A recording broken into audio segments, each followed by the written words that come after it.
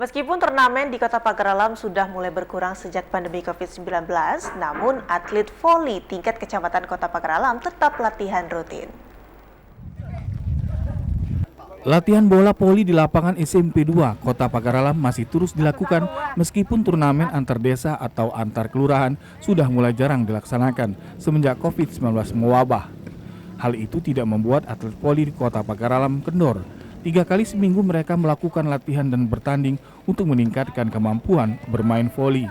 Selain itu, dengan bermain voli, mereka juga menjaga kebugaran tubuh dan meningkatkan imun.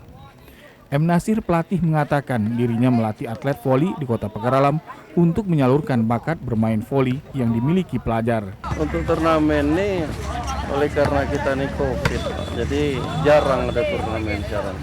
Jadi ya di bawah COVID ini, jadi kita mengimpun anak-anak ini untuk jalurkan bakat-bakatnya.